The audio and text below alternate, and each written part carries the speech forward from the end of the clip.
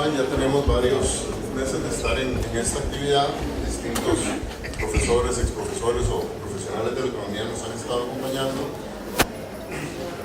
Y algo que nos ha ocurrido ya en varias ocasiones es que el expositor fue alumno de don Alexis Orozco, que es la persona a la que ha sido dedicada esta cátedra. Y eso nos ocurrió en José Manuel Salazar, que es nuestro expositor. Fue alumno de esta escuela, bachiller de Economía de la Universidad de Costa Rica. Cuando estudiábamos acá, fuimos alumnos de don Alexis. José Manuel obtuvo después su maestría y su doctorado en la Universidad de Cambridge, en Inglaterra. Fue ministro de Comercio Exterior en Costa Rica. De 1998 al 2005 fue el director de la Unidad de Comercio de la Organización de Estados Americanos, la OEA. Y a partir del 2005 se incorporó a trabajar en la OIT como director ejecutivo del sector empleo en Ginebra, en Suiza, y actualmente es el director regional de la OIT para América Latina y el Caribe, con sede en Perú. En los últimos 2 años, además, ha sido miembro del Consejo Asesor sobre el futuro de la producción del Foro Económico Mundial. Y nos acompaña hoy para hablar precisamente sobre el tema de empleo y trabajo en América Latina. Así que muchísimas gracias, José. Sí, muy bien. Bueno, muy buenas tardes a todos y todas. Un gran gusto estar aquí. Tengo bastante tiempo, ni les digo cuánto, de no entrar en este auditorio y me complace muchísimo porque es mi alma mater, realmente la universidad. Yo fui un estudiante como ustedes en la década de los 70s y tengo el gran gusto de que esté aquí mi papá, que está allá, que fue decano de esta facultad de economía también del 70 al 74, una parte de los años en que yo estaba estudiando. Gracias por venir, gracias a familia, mis hijos, mi hermano por estar ahí. Silvia Saborío fue profesora mía, teoría monetaria en aquellos tiempos. Bueno, y ni empiezo a hablar porque hay varias caras conocidas de gente que, aunque hemos tenido relaciones de trabajo o tenemos actualmente. Y por supuesto, Leonardo, muchísimas gracias por tu amable invitación de venir aquí a compartir esta cátedra. Alexis Orozco, que realmente me toca porque quisimos mucho a don Alexis. Fue mi profesor de microeconomía, igual que a Leonardo en aquellos años, y fue una persona sumamente respetable, un economista muy particular, comprometido con la economía, muy académico, que hacía unos gráficos impresionantes en la pizarra, con gran esmero, tanto que uno le daba mucha lástima tener que borrarlos después de 1 hora, 2 horas de conferencia. Era una maravilla de gráficos, pero uno aprendía realmente al ver la lógica de don Alexis, escribir aquellos gráficos y explicar los conceptos, y realmente yo aprendí mucho, igual que todos sus alumnos, además en un momento clave, los fundamentos, cuando uno está empezando a pensar como economista. Ahí hay un debate, ¿no? Algunos dicen que más bien uno se distorsiona cuando piensa como economista. Bueno, no entremos en eso, no se trata, no es el tema hoy. Pero muchas gracias, Leonardo, por la invitación. ¿Cómo pasamos? Yo digo, ok, bueno, entonces, el tema es el futuro del trabajo. Ahora voy a explicar un poco por qué en la Organización Internacional del Trabajo hemos estado con este tema. Estamos... Ana Berulate, no te había visto. ¿Qué tal? Otra compañera, otra alumna de don Alexis. Hemos estado conversando sobre esto y es el gran tema que ha definido el director general de la OIT para que sea la transición, el centenario de la OIT. La OIT fue fundada en el año 1919 en el Tratado de Versalles.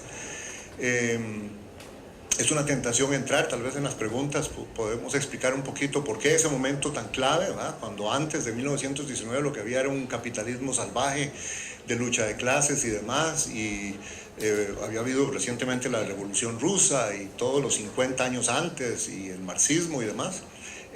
Y parece mentira, pero no había un organismo internacional que escribiera las reglas del mundo del trabajo. Así como hay una OMC que escribe ahora, y que le parece a uno algo natural, que siempre estuvo allí, las reglas del mundo del comercio internacional, pero no había uno que escribiera las reglas del mundo del trabajo. y entonces fue pues, una visión en parte visionaria, pero en parte la realidad que convenció a una serie de líderes de que se requería un organismo internacional muy único, de manera tripartito, con gobiernos, con empleadores y con trabajadores, que son obviamente los que estaban en las fábricas y en los campos, ¿no?, para negociar las reglas del mundo del trabajo. Eso fue lo que llevó a la creación de la OIT, con una constitución sumamente inspiradora en cuanto a principios que siguen siendo sumamente válidos, con un compromiso de la justicia social, con un convencimiento de que solo con justicia social se podían mantener los pactos sociales y tener una sociedad cohesionada, tanto que a los 50 años de existencia de la OIT en 1969 el Comité Nobel decidió darle el Premio Nobel de la Paz a la OIT. La OIT es una organización laureada en reconocimiento del aporte a ese concepto de que solo es posible tener paz en las comunidades y en los países y en el mundo si hay justicia social. Y en esos 50 años la OIT ya llevaba por lo menos 50 convenciones internacionales del trabajo. La primera es sobre duración de la jornada laboral. Y luego unieron convenciones sobre maternidad, sobre vacaciones, sobre derechos de varios tipos, sobre no discriminación, sobre erradicación del trabajo infantil, prohibición del trabajo forzoso. Bueno, ese es el tipo de cosas, ¿no?, que hizo la OIT en sus primeros años. Luego se fueron sofisticando el tipo de convenciones y recomendaciones.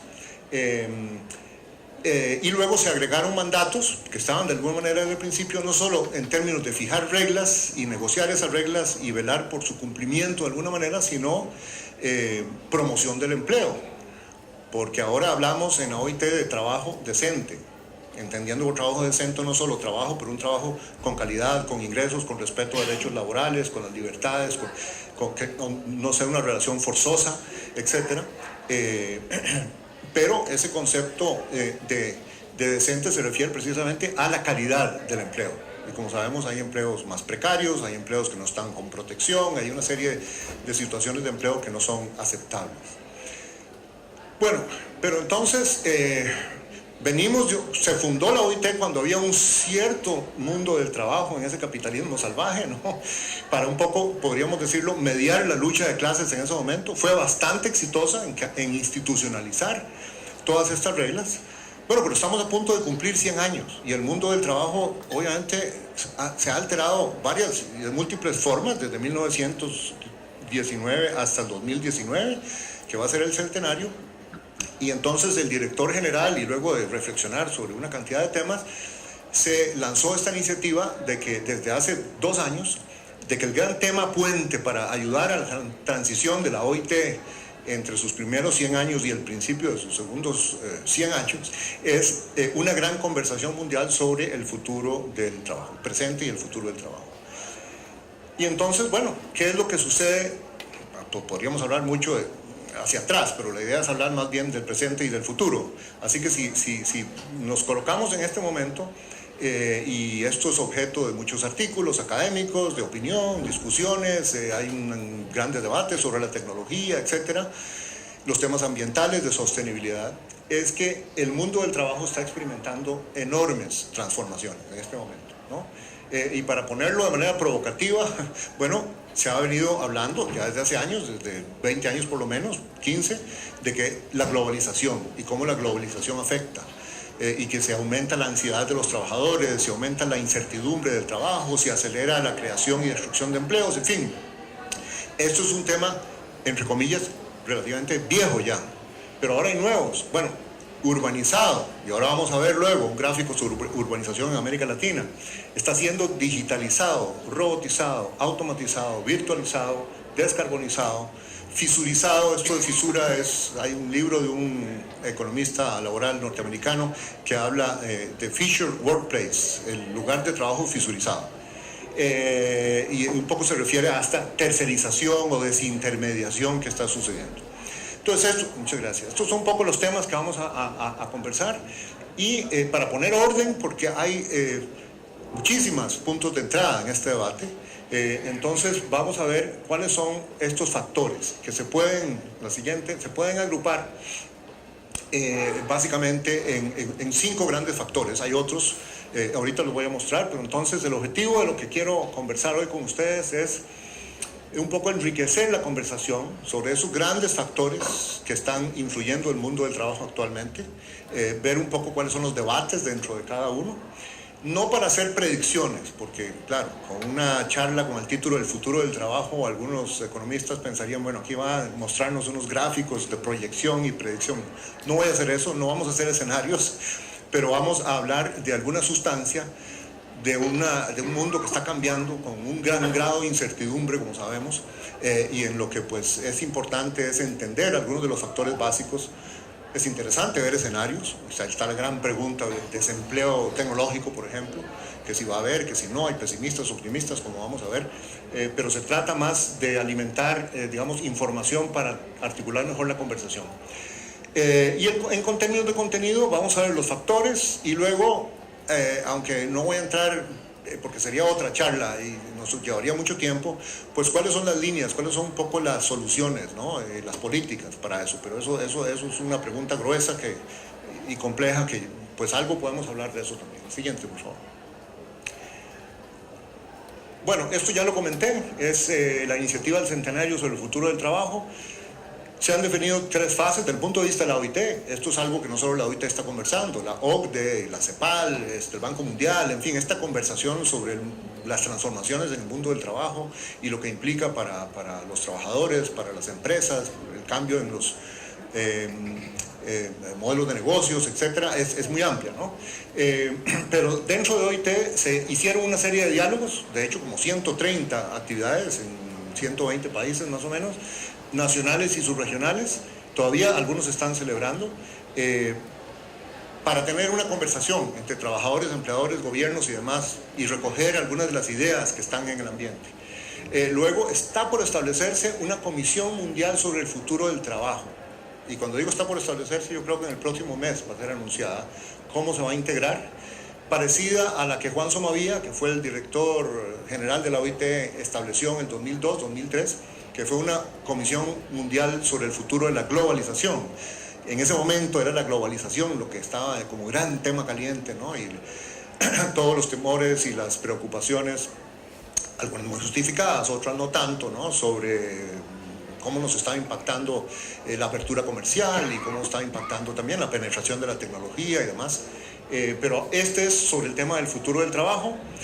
Y la idea es que esta comisión va a trabajar durante un año y medio, todo el resto del 17 y el 18, apoyada por una secretaría que aporta la OIT, para darnos un reporte a fines del 18, principios del 19, para que en la gran conferencia internacional del trabajo, todos los junios hay una gran conferencia internacional del trabajo, donde vienen las delegaciones tripartitas de los 187 países miembros de la OIT, en Ginebra, como 5.000 personas, es una cosa bastante grande, hay comisiones y discusiones, tiene ya, bueno, establecida y como es todos los años tiene sus métodos y sus procedimientos, pero el gran tema del año 2019, como celebración del centenario, es esa gran conversación sobre el futuro del trabajo. ¿Y lo que significa esto?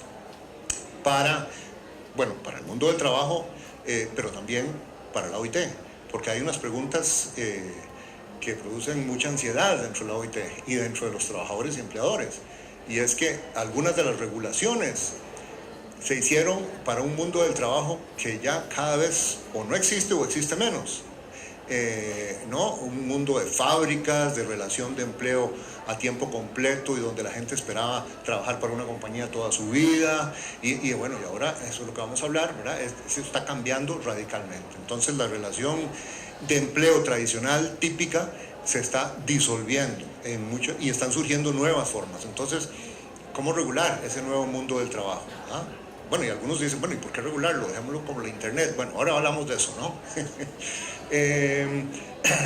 Bueno, y tal vez, todavía no está decidido, va a haber algún tipo se va a negociar algún tipo de declaración, ¿no? En la conferencia, como mensaje al mundo sobre estas cosas. Pero eso es más bien una operación política, que hay unos temas realmente muy profundos que no se van a agotar ni se les va a dar respuesta en el año 2019. Es más bien para comenzar, digamos, el centenario. Siguiente. Bueno, ahora sí, entonces, una forma de poner orden en esto que es tan amplio es diciendo que hay 5 grandes grupos de factores de cambio En inglés usan la palabra drivers, que a veces es difícil de traducir, pero sí son factores, motores, locomotoras, elementos que están influyendo, ¿no? Están los cambios demográficos y de población, están obviamente toda la revolución tecnológica, está el tema del desarrollo productivo, qué tipo de desarrollo productivo, qué tipo de crecimiento está teniendo un país. Obviamente son dos caras de la misma medalla. Por un lado el mundo de la producción, que ese es el mundo del trabajo también, ¿no? Y un cuarto factor son los modelos o estrategias empresariales, nuevos modelos de negocios y nuevas formas de contratación. Bueno, aquí hay muchas cosas, uno podría distinguir, están los nuevos modelos de negocio, las plataformas online, la economía por encargo, como la gig economy, la work on demand, cadenas mundiales de suministro, etcétera, etcétera. Ahora vamos a hablar de cada uno de estos factores. Siguiente. Y luego hay un quinto factor, ¿verdad? Hay otros, por ejemplo, uno que faltó antes, que ustedes pueden decir, bueno, ¿qué pasó con ese? Todo el tema ambiental, del enverdecimiento, esto por sí mismo es una gran fuerza transversal que está afectando muchísimo el mundo del trabajo, pero bueno, sería muy largo también introducir ese elemento, pero es muy importante. Pero entonces aquí hay un quinto factor que es importante ponerlo, que es el tema político, porque hay una discusión sobre, bueno, ¿esto qué es? Es una especie de fuerzas de la naturaleza que no podemos hacer nada. La globalización pasa y no hay nada que podamos hacer, las revoluciones tecnológicas nos caen encima y lo que hay que hacer es adaptarse, o hay diferentes formas, dialogando socialmente, poniéndose de acuerdo con respuestas de política para darle forma a estas cosas, para reaccionar de diferentes maneras, unas positivas, unas que significan que los países, las personas y las empresas, los lugares de trabajo, las instituciones públicas están mejor preparadas para lo que se nos viene, o no estamos preparados para lo que se nos viene. ¿Y qué determina eso? Entonces, el diálogo social y sus instituciones. Yo tuve ciertas dudas de si poner esa figura como digamos, el ícono y la imagen del diálogo social, ¿verdad? Porque, bueno, obviamente significa es un país donde no hay mucho acuerdo, está bastante fragmentado el diálogo, hay mucho pleito. Pero bueno, desafortunadamente, y ya hablaremos de eso un poco más, en esta América Latina, pues anda muy así la cosa, ¿no? En la OIT, cuando hablamos de diálogo social, es sobre todo entre gobiernos, empleadores y trabajadores. Pero obviamente es mucho más amplio. Hay ONGs, hay sociedad civil, está el mundo académico, los académicos, etc. Entonces es eso, las visiones políticas, estratégicas, la capacidad de un país de ponerse de acuerdo, en general la cultura de diálogo social, que puede hacer por sí mismo una gran diferencia. No es que puede, es que hace una gran diferencia en cómo estos diferentes elementos impactan. De manera que un poco aquí la tesis es, bueno, algunas cosas sí, es tratar de oponerse a eso, es como tapar el sol con un dedo, pero no, o sea, depende de lo que se haga, con buenas políticas se puede preparar para sacar provecho, maximizar, digamos, los beneficios y minimizar y mitigar, digamos, los costos. Es una conversación que en el tema ambiental, que en el tema de cambio climático es muy clara, pero aplica igualmente al tema del mundo del trabajo, con los impactos que estamos viendo. Siguiente, por favor. Bueno, primer factor, demográfico. Siguiente, entonces, y de población. Aquí hay varias cosas. Siguiente, sí. Primero, un envejecimiento acelerado. En este gráfico ustedes ven ahí de 1950 hasta 2100, 150 años. Eso es la maravilla de la demografía, que yo lo aprendí mucho de otro gran profesor aquí, Miguel Gómez, cursos de demografía. Una maravilla, ¿no? Porque es una de las ciencias más precisas. O sea, a menos que haya un desastre atómico, ¿verdad? O de una epidemia tipo medieval, ahí sí que se puede proyectar, y es bastante predecible cómo las pirámides de población, las cohortes se comportan. Entonces, bueno, aquí hay más o menos la mitad del periodo es ya historia y la otra mitad está por venir. Pero es bastante seguro que estas curvas se van a comportar así. Y entonces vemos en la línea azul la población joven de 15 a 29 años y en la línea amarilla los de 65 años y más.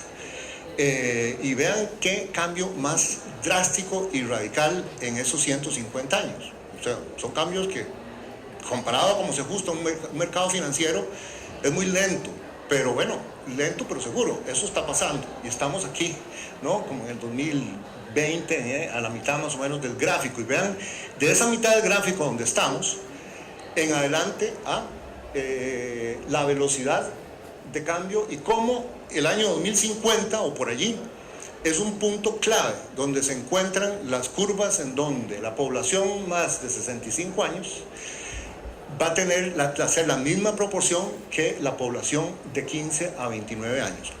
Entonces, si vemos los datos del envejecimiento, que eso es lo que es, en 1950 había 162 millones, la población total de América Latina y el Caribe, de los cuales 3% eran adultos mayores, solo 5 millones de personas. En el año 2000, 50 años después, la población había crecido a 512 millones, de los cuales 6% eran adultos mayores, pero esos 6% son 30 millones. Pero miren el cambio del 2000 al 2050.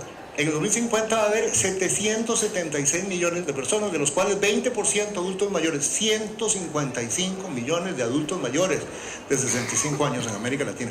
Se multiplica por un factor de 5. Por un factor de 5 en 50 años. Ese es el momento que estamos viviendo. Y en el 2100 va a haber más bien menos población, por el balance entre tasas de fertilidad y de mortalidad, etcétera, de los cuales 30%, o sea, 200 y piquito millones de adultos mayores. Implicaciones, bueno, una es una enorme presión financiera sobre los sistemas de seguridad social por el aumento en la tasa de dependencia, o sea, cada vez más adultos mayores van a depender de una proporción cada vez menor de gente joven, que es la que financia, paga los impuestos y eventualmente, ¿no?, los sistemas de pensión. Entonces, si ya hay una discusión, por ejemplo, en Costa Rica sobre el tema de las pensiones, vea las discusiones que hay en todo el resto de América Latina y cómo se va a hacer. Eso es algo enormemente drástico como cambio, ¿no? Entonces, ahí hay una discusión. Y si se toma en cuenta que la cobertura de la seguridad social en América Latina es baja, incluyendo que todavía hay un segmento muy grande de economía informal que no está cubierto, entonces no solo es las brechas de cobertura que aún, o sea, que son históricas, que todavía las vivimos, sino cómo cubrir a ese gran incremento de todos los que vamos para allá. Bueno, y luego, por el lado más positivo, hay una oportunidad de creación de empleo por un gran crecimiento en la demanda de ocupaciones en la economía de la salud y del cuidado. Doctores, enfermeras, fisioterapeutas, servicios hospitalarios, lugares de vida asistida, etcétera. Imagínense, bueno, es un mercado que va a aumentar de 30 millones a 150 millones. Es un mercado enorme. Pues ahí está creciendo cada día. Siguiente. Entonces, esto es un poco el tema del factor demográfico y cómo impacta el mundo del trabajo, que es lo que estamos conversando. El siguiente es la población joven. Ahí más bien descienden de 34% de la población total en los 80s a 29% actualmente, a 22% en 2050 y a 18% en 2100. Esa es la curva azul. El bono demográfico, que se llama, que es la oportunidad de los países de tener a todos ustedes, los jóvenes, que son los que nos van a mantener y van a pagar impuestos para que los que vayamos eventualmente a tener alguna pensión, aunque yo no he vivido en Costa Rica por mucho tiempo, ¿verdad?, etcétera, etcétera, ¿no? Sé que hay un debate grande en Costa Rica, bueno, pero el punto es en general cómo la sociedad arregla que se paguen pensiones justas, y quién las paga, ¿no?, cómo se financian, etcétera, etcétera, ¿no? Entonces, bueno, ese bono demográfico es una oportunidad si los jóvenes se educan y si hay bajas tasas de desempleo juvenil. Pero pensemos aquí mismo en el vecindario, El Salvador, las maras, o sea, o la cantidad de lo que llamamos ninis, que ni estudian ni trabajan. O sea, los números son muy preocupantes. Las tasas de desempleo juvenil en promedio de América Latina ahora están 18.3. Se impactaron, pegaron un brinco de 3% del 2015 al 2016 por la desaceleración económica en parte, pero estamos hablando que casi 1 de cada 5 jóvenes está desempleado. Y esto es la punta del iceberg. O sea, hay una proporción muy alta de estos jóvenes que están trabajando porque trabajan en la informalidad. Y por cierto, estaba viendo datos de Costa Rica. Costa Rica tiene una tasa de desempleo juvenil de 23%, la cuarta más alta de América Latina. O sea, eso es la realidad. Bueno, entonces está el espectro, sobre todo en países donde, bueno, recuerden, en medio de la crisis en España, el desempleo juvenil llegó a 50%. Ahora bajó a 35, 32%, que es una tasa igualmente altísima. Entonces está el tema de la desocupación, la migración a otros países, pero también cómo este tema del desempleo juvenil puede metamorfosear, cambiar en criminalidad, en maras, en generación perdida, en fin. Y eso no es teoría, es decir, lo vemos en términos muy prácticos y particularmente en los países del Triángulo Norte de Centroamérica. Entonces, eso es en cuanto a la otra tendencia que tiene que ver con población, es el proceso de urbanización. Ahí en anaranjado está la población urbana de nuevo, 150 años, y la población rural es en verde claro. Entonces ven como en 1950 el 60% casi de la población era rural. Vean qué cambio más radical y cómo ha sido el proceso de urbanización tan acelerado de América Latina. Ahí están los datos parecidos en términos, ¿no? Pasamos de que en 1950 el 58%, 60% era población rural, 20% actualmente, va a ser 13% en el 2050 y 9%, 65 millones en el 2100. Pero a pesar de eso, todavía hay 123 millones de personas que viven en la zona rural o vivían en el 2015, de las cuales 52 millones de ellas forman parte de la fuerza laboral. Una de cada 5 personas de los 261 millones aproximadamente, depende de cómo calcule, de la fuerza laboral total de América Latina. O sea, el tema rural, el tema del empleo en la zona rural sigue siendo absolutamente fundamental, aunque la mayoría del proceso de urbanización, digamos, ya en gran proporción ocurrió. Vean que cuando nosotros estábamos en la universidad, había artículos, muchísimos, académicos, modelos de la migración del campo a la ciudad en América Latina. Eso sigue sucediendo en China, por cierto. Pero ahora ya no tanto, ahora son otras preocupaciones. América Latina es una de las regiones más urbanizadas del mundo. Y muchos de los problemas de empleo, de pobreza, etcétera, son problemas ya de las ciudades como tal. Siguiente. Bueno, y está el tema de la dinámica migratoria. Uno no podría terminar, digamos, de conversar de los impactos en el mundo del trabajo sin reconocer que vivimos en una nueva etapa, digamos, de la globalización, si se quiere, que por una serie de motivos, costos de transporte, pero también la dinámica laboral, para no hablar del problema de los refugiados. O sea, el tema de refugiados de África del Norte, Europa o Italia y todo esto, que es un drama, eso es diferente. En América Latina la mayor parte del fenómeno de la movilidad laboral migratoria es de origen laboral, es gente que no hay condiciones de empleo en sus países, perciben que en otro país, llámese Estados Unidos, llámese para algunos centroamericanos Costa Rica, hay mejores posibilidades de conseguir, o para los haitianos República Dominicana, y entonces el motivo de emigrar y de moverse es laboral. Pero entonces ahí acabamos de publicar, ahí está el comercial, un estudio en la OIT sobre la migración laboral en América Latina y el Caribe, donde, bueno, da estos datos del número de trabajadores migrantes que hay, y que el 27% del total de migrantes laborales en el mundo están en este continente. El flujo, el corredor migratorio más fuerte es hacia Estados Unidos. Hay varios corredores migratorios, de hecho en este estudio se analizan a profundidad 11 corredores migratorios, pero que están caracterizados por serias brechas de pobreza, de ingresos, de respeto a derechos laborales y de falta de protección a los trabajadores migrantes. Se identifican estas varias brechas y problemas de gobernanza. O sea, aquí hay una discusión, algunos países ven esto como un problema de seguridad nacional y quisieran construir una pared o un murito para parar, ¿no?, los flujos migratorios, y otros países reconocen, bueno, no, esa no es la manera porque no hay un muro que funcione.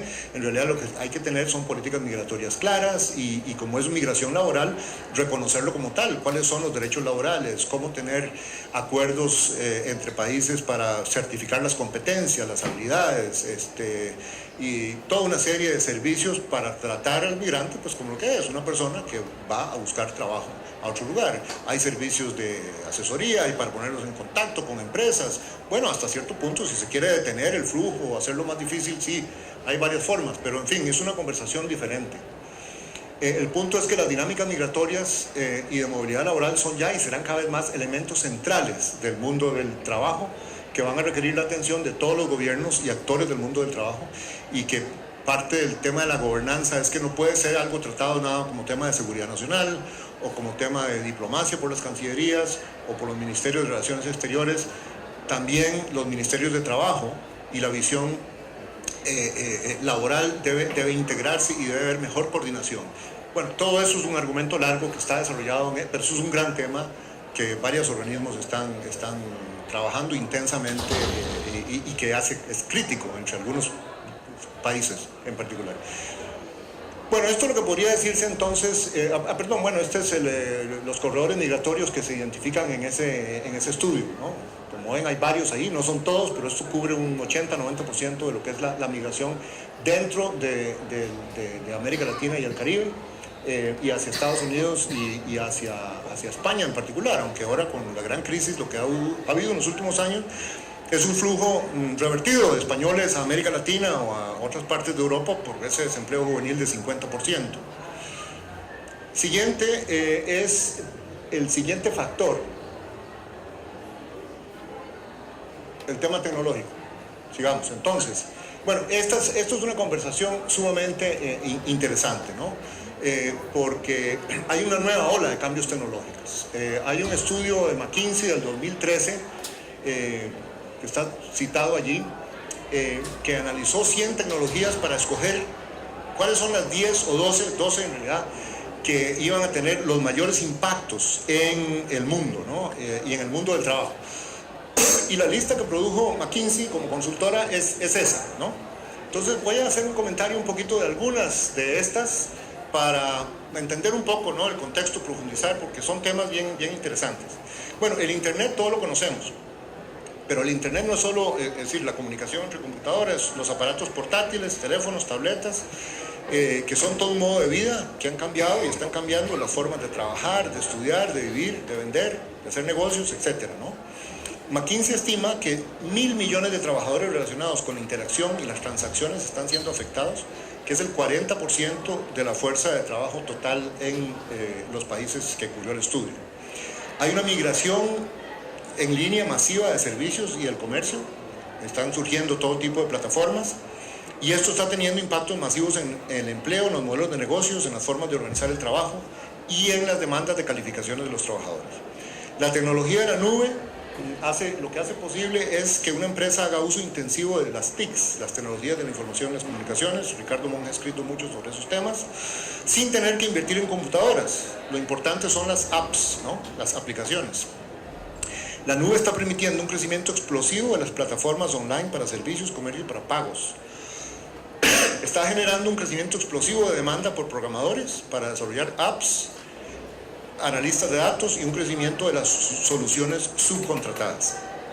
El Big Data, que son los datos masivos, ¿no?, y el Internet de las Cosas, en particular el Internet de las Cosas son sensores en las máquinas, en los robots, en el cuerpo humano, etc., y procesamientos en los más diversos ámbitos que están produciendo un torrente realmente de datos. Casi cualquier transacción puede ser capturada por el Internet de las Cosas como un dato. Se estima que se van a producir más datos en la próxima década que todos los que se han producido en la historia de la humanidad, y posiblemente sea una subestimación, porque eso es parte del argumento de los crecimientos exponenciales. Hay una enorme demanda por expertos, por si acaso, tomar nota, en análisis de datos, en seguridad y autenticación de datos, en diseño de webs, en todas las compañías, no solo las especializadas en estas cosas, no importa el sector, desde artefactos médicos, la medicina, todo el mundo médico, esta es una gran revolución, hasta el comercio, pasando por la agricultura, lo que ustedes quieran. Y también talentos y capacidades para trabajar con datos va a ser una gran necesidad en cualquier profesión. Luego está el tema de la automatización del conocimiento, que es el uso de computadoras para hacer tareas que requieren análisis complejos y resolver problemas de manera rápida y creativa. Los avances en la inteligencia artificial, en máquinas que aprenden y en interfaces naturales. El tema de las interfaces es clave, ¿no? O sea, ahora ya tenemos el Siri, tenemos se me olvida el nombre ¿cómo se llama? En el Amazon, que uno le habla, el robot le responde. Reconocimiento de voz. Ahora hay muchos avances ya en reconocimiento de rostros. Hay sistemas de seguridad que leen, ¿no?, digital, el ojo, en fin. Entonces, hay grandes avances en inteligencia artificial y las fronteras se van corriendo. Cosas que se pensaba que no iban a ser capaces de de ser sujetos de desarrollo de inteligencia artificial de las computadoras, cada vez más resulta que sí es posible. McKinsey estima que esto afectará en el corto plazo más de 230 millones de trabajadores de conocimiento, que es el 9% de la fuerza de trabajo global. Hay otros estudios que ponen el dato mucho más alto.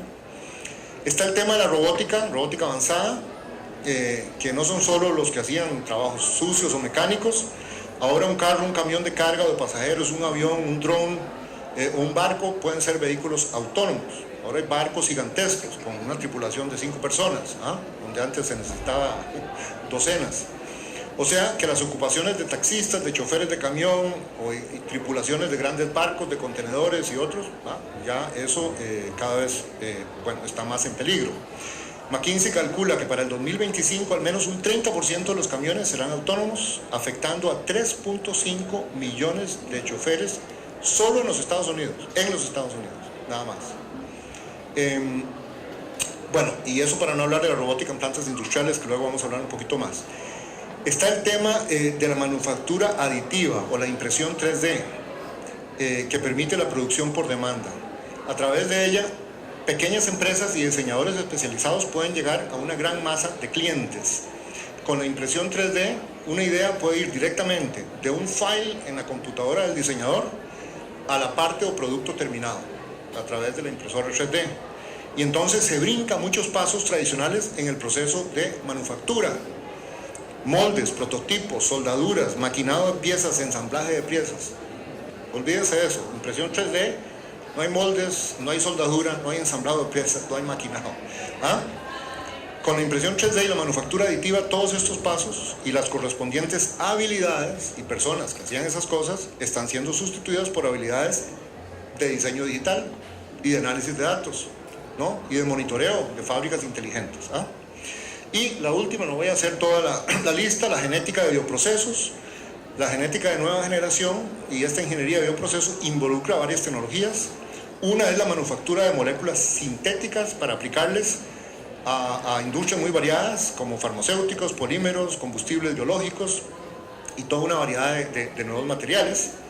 Son tecnologías transversales que están creando todo tipo de nuevas tecnologías, desde la medicina hasta la agricultura, y está generando una demanda por trabajadores altamente calificados en muchas industrias.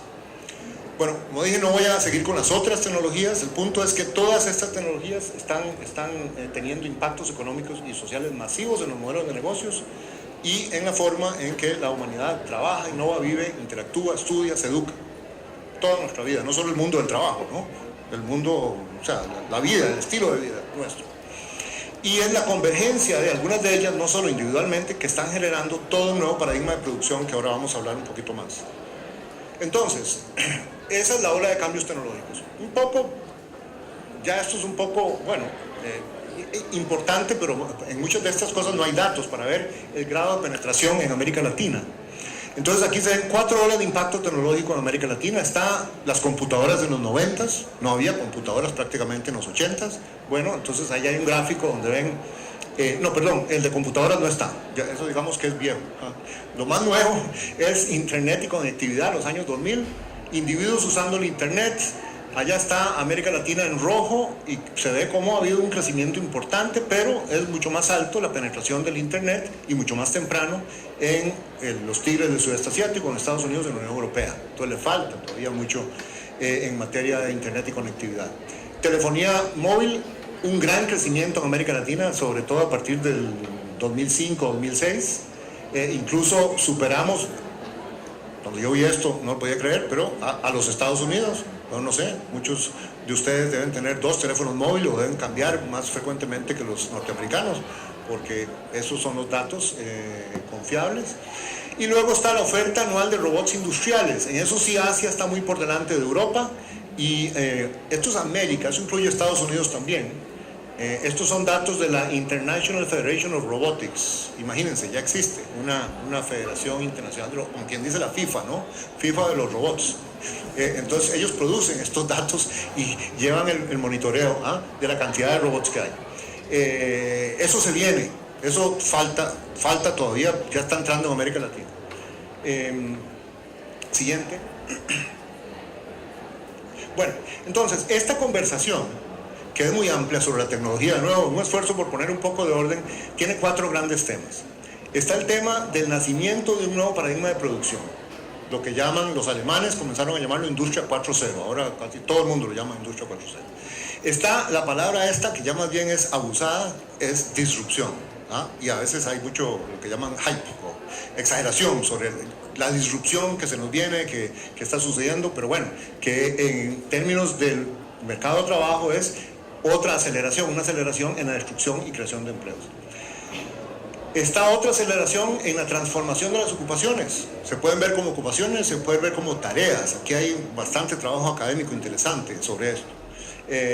Y por tanto en la demanda, esto es cómo se están transformando, ¿no? Y aquí hay estas frases que han dicho algunos que algunos es difícil de sustentar, que no, la mitad de las ocupaciones que van a trabajar los que ustedes ahora que están en la universidad en el año 2030 ya no van a existir, las actuales, o que estamos educando jóvenes, ¿no?, que están en la escuela primaria y secundaria para un mundo donde la mitad o el 60 o 70% de las ocupaciones ya no van a existir, van a ser nuevas, no las conocemos, en fin, bueno, esas son formas provocativas de poner, pero sin duda es una realidad que cambia.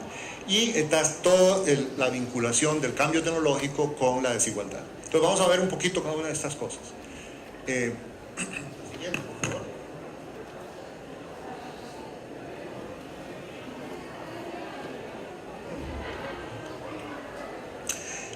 El nuevo paradigma de producción Industria 4.0, ¿qué es? Es la convergencia de estas tecnologías nuevas, no todas, pero algunas, y cómo afectan las fábricas y los lugares de trabajo. El Internet de las cosas es clave, la inteligencia artificial también, el interfase máquina-humano, que incluye realidad aumentada y realidad virtual, artefactos usables, los wearables y todas esas cosas, la robótica y la impresión 3D. Estas son como las básicas en términos de lo que es manufactura, industria. Y es la combinación de cómo esto converge en los modelos de producción, en los robots inteligentes, la forma como se monitorean los robots, la manera como los robots hablan en una fábrica entre ellos, y entonces se imagina una fábrica, ¿no?, con 1 o 2 que monitorean una producción gigantesca con poquísimos empleados. Siguiente.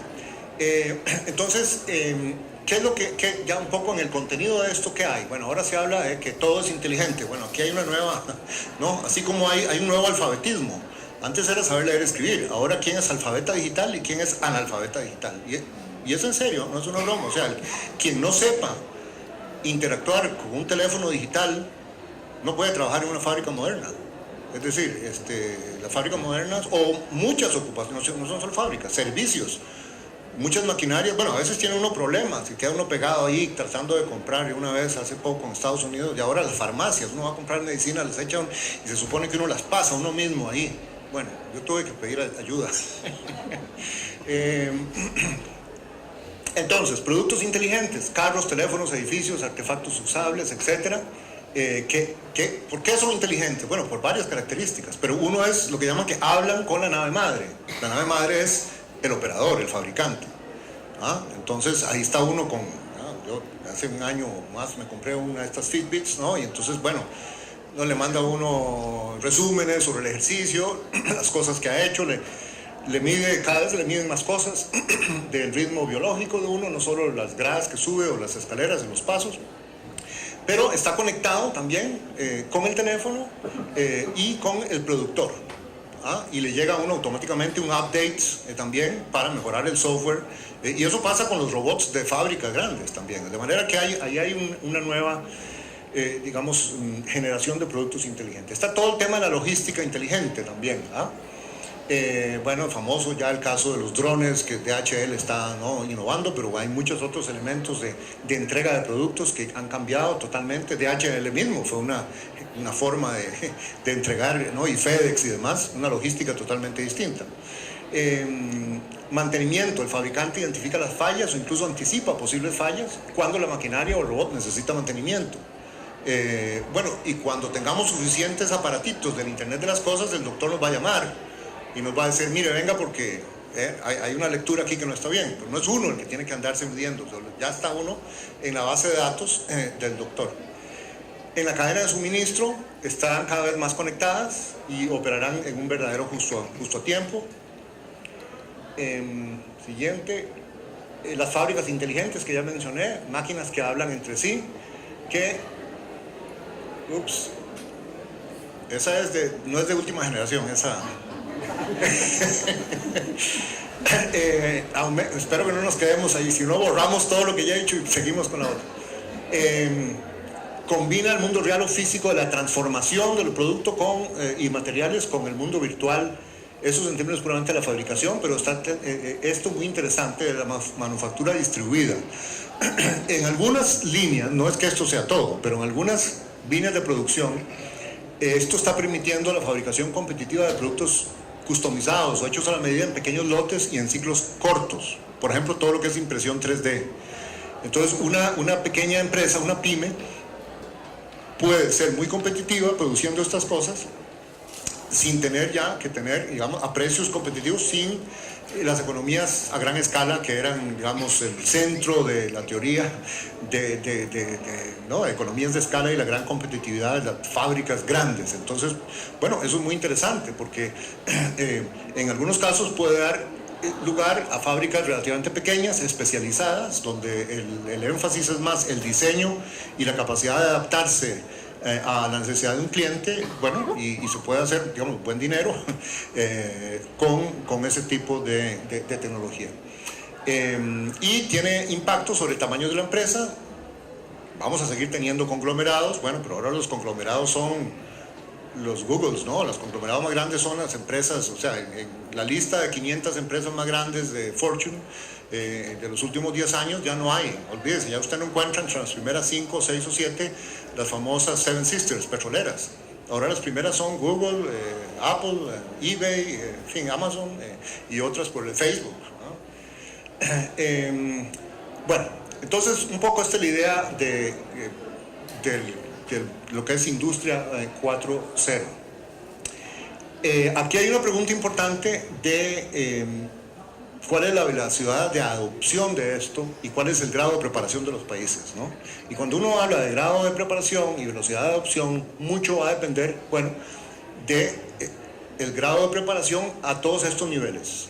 En términos de la innovación en productos y servicios, la capacidad que haya para la oferta de esos productos, en términos del individuo, el operador del futuro, cómo va a ser para estar listo, para poder entrar en este paradigma, la fábrica del futuro, la empresa y el productor también, la industria, el tema de las cadenas de valor, hay una nueva economía un poco de cadenas de valor allí, y las políticas de desarrollo productivo, que ya no podemos pensarlas con simplemente el viejo paradigma del proteccionismo, además ahora es algo mucho más sofisticado de cuáles son las apuestas tecnológicas, y por eso, y Ricardo, y hemos hecho trabajo en esto, todo el tema de los clústeres, que fuimos a verlos en el País Vasco y en Europa, en América Latina, o sea, esquemas de colaboración entre empresas grandes, medianas y pequeñas, la cadena de suministro, para aumentar la productividad, para hacer alianzas estratégicas, para accesar a fondos de innovación. Pero esos fondos de innovación tiene que ponerlos el gobierno.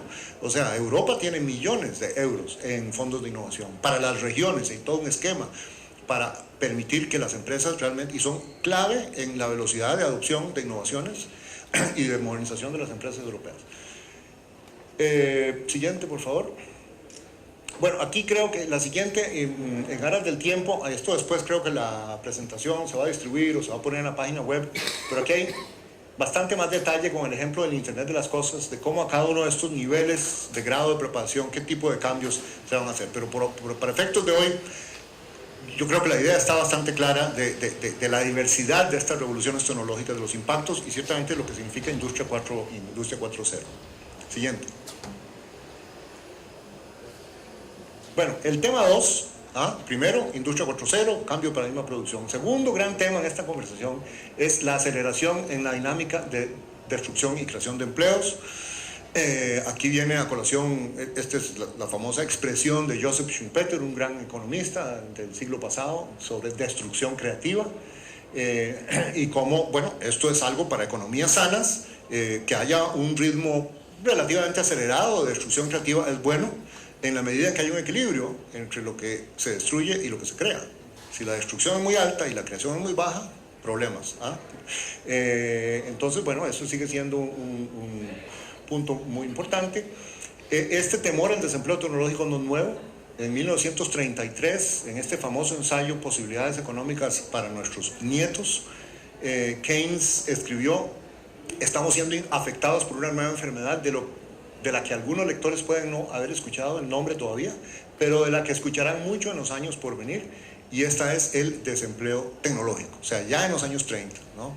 Este es un tema, ¿no?, recurrente, y de hecho Keynes en el ensayo desarrolla una visión de que va a haber un aumento y una explosión tan grande, era optimista en este sentido, que la pregunta iba a ser una gran reducción de la jornada de trabajo y un gran aumento del tiempo de recreación, ¿no? Y que gran parte del reto iba a ser qué vamos a hacer los humanos con el tiempo libre. Bueno, esto es importante, pero esto tenemos que verlo en el contexto de cada país, ¿verdad? Hay mucha gente que dice: ¿de qué me está usted hablando? Sí, eso es una discusión para Dinamarca y para Suiza, pero aquí, ¿qué hago con mi tiempo libre? Yo trabajo 14 horas al día. Bueno, entonces aquí no quiero que me malinterpreten en hacer generalizaciones. Hay conversaciones en que uno suma diferentes contextos, ¿no? Hay que ponerlo en perspectiva. Bueno, pero en la discusión sobre el tema tecnológico, el argumento actual es que esta cuarta revolución industrial, como la llama Klaus Schwab del Foro Económico Mundial, y se ha puesto de moda esa forma de llamarlo, esta vez es diferente. Hoy día el proceso es mucho más acelerado, porque no es, por dos cosas: no es una sola revolución tecnológica, sino varias, todas esas que vimos antes, y porque la velocidad de cambio es exponencial. Y entonces hay una serie de libros que le explican a uno, incluso la anécdota aquella de cómo un granjero o un pequeño productor hizo una apuesta con el rey sobre algo, y entonces le ganó, y entonces el rey le dijo: bueno, perfecto, usted gana, pídame lo que quiera. Y entonces él dijo: bueno, sí, en un tablero, mire, yo quiero que usted me dé suficientes granos de trigo, lo que sea, cuando yo pongo el primer grano de trigo en la primera casetilla del tablero, después duplica, ¿no?, en la tercera, en la cuarta, en la quinta. Entonces, cuando uno llega a la mitad del tablero, o sea, se requerían ya cantidades enormes, ¿no?, para almacenar ese trigo. Y conforme avanza, es decir, la cosa explota al infinito. Si ustedes hacen eso y hacen la serie, entonces, bueno, dicen, no sé si la historia es cierta, que el rey lo mandó a matar, por demasiado vivillo. Pero entonces el tema es que son crecimientos exponenciales, y en estos libros se dice: bueno, el problema nuestro ahora, de los seres humanos, es que nuestro pensamiento es lineal. No estamos acostumbrados, no entendemos. Cuando el cambio es exponencial, no lo procesamos. Bueno, hay que entender eso, y es un poco lo que está sucediendo. Siguiente. Entonces, hay una perspectiva pesimista y otra optimista de nuevo, simplificando un poco aquí. Los pesimistas dicen, sí, los cambios son exponenciales, los sistemas productivos y las instituciones no van a ser capaces de adaptarse, están retrasados con respecto a la velocidad de los cambios, las máquinas van a sustituir masivamente a los humanos en muchas ocupaciones, y en la carrera entre la educación y la tecnología, el cambio tecnológico siempre va a ir por delante. No hay manera que los sistemas de formación profesional, los sistemas educativos, bueno, en fin, esto es pesimista, ¿no? Todo esto es debatible. Y aquí están la lista un poco de pesimistas, ¿no? El Eric Brynjolfsson y Andrew McAfee en este libro. La segunda era de las máquinas, Martin Ford, parece nombres de películas, pero son libros sobre estos temas, ¿no? The Rise of the Robots, ¿no? Y este otro de Frey Osborne, que ha sido muy citado, donde estiman qué tan susceptibles son los empleos a la computarización. La perspectiva optimista es, bueno, sí, va a haber sustitución de empleos, pero también hay complementariedad. El último libro de Thomas Friedman tiene un muy buen capítulo que resume estas cosas, y Friedman está en el campo optimista y dice: no, lo que va a haber son intelligent assistants, vamos todos a tener asistentes inteligentes que nos van a ayudar. Claro, pero para entonces ganar y ser buenos trabajadores en esto tenemos que saber, ¿no?, y ser alfabetas digitales, interactuar para poder usar al máximo estos asistentes inteligentes. Por cierto, ya están, ¿verdad? Ahora uno viaja, yo bajé una app de Expedia, y ahora que acabo de hacer un viaje, ¿no?, cuando uno llega a una ciudad y dice: bueno, bienvenido a Segovia, aquí hay unos restaurantes muy buenos alrededor de donde usted está, y entonces se los pone de una vez, sin que uno se los pida. Bueno, eso es una creatividad, pero es un ejemplo de un intelligent assistant, ¿no? Alguna gente está muy preocupada con eso, porque dice que hey, vamos a ser esclavos de las máquinas, nos van a hacer sugerencias y vamos a estar haciendo lo que las apps nos sugieren en vez de algo que nosotros llegamos por medios más humanos. Bueno, digamos, ahí hay discusiones éticas. Otras revoluciones tecnológicas también han destruido empleo, pero también han creado. No hay razón para pensar que esta vez es diferente. Lo que nos falta es imaginación económica y sociológica para anticipar este maravilloso mundo de las nuevas posibilidades que se nos vienen. Bueno, y es maravilloso y hay muchas posibilidades, pero ¿cuáles van a ser los impactos en el mercado de trabajo? Y este señor, Gilles Jardelli, dice: por cada empleo común perdido, otros 3 serán creados con la explosión de innovación. Eso no está basado en ningún estudio empírico, eso es un deseo, porque este es un debate que en el fondo es un poco futurología, puede ser más o mejor o menos bien informada, ¿no? pero es bola de cristal, ¿no? Pero es un debate interesante y ahora está lleno en los periódicos y la televisión y los libros académicos de estas cosas. Siguiente. Bueno, esto no va a entrar, pero aquí, para que vean, es decir, que aquí estoy resumiendo lo que es una literatura que existe. Aquí está el artículo muy influyente de Freddie Osborne. A Freddie Osborne los contrató Citibank para que hicieran otra aplicación para 50 países, porque el estudio original era solo para Estados Unidos. Luego la OCDE salió también con unos resultados. El Foro Económico Mundial en el 16 publicó un estudio, y McKinsey acaba de publicar algo muy interesante sobre lo que es robotización. Y ahí están las diferentes, digamos, estimaciones, unas más preocupantes con números más grandes, otras menos.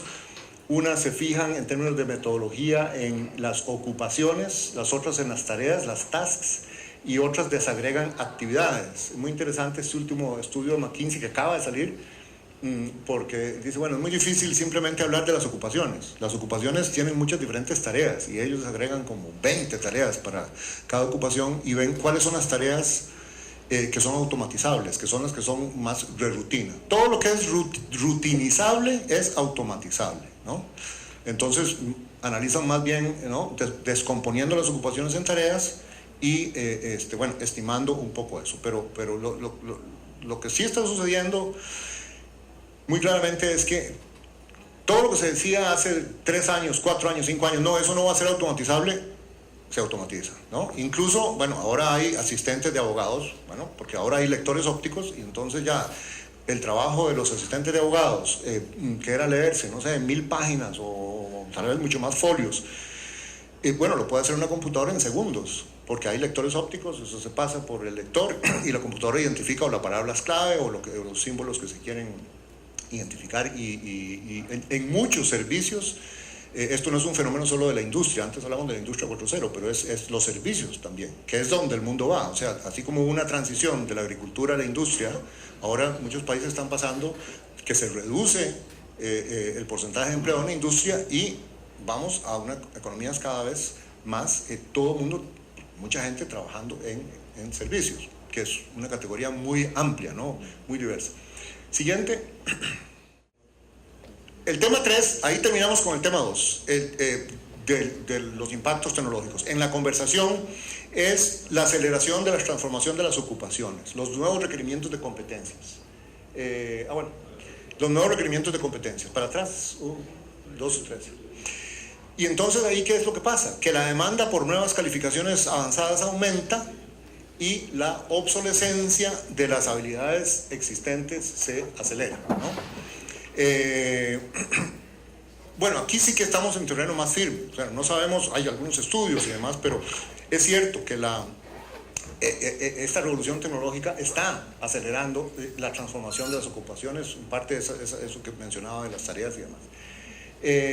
Un ejemplo de estos temas de crecimiento verde y sostenible de recursos humanos se requieren. Muchos países no pueden avanzar suficiente en instalación de paneles solares o porque no tienen el personal o tienen que importarlo.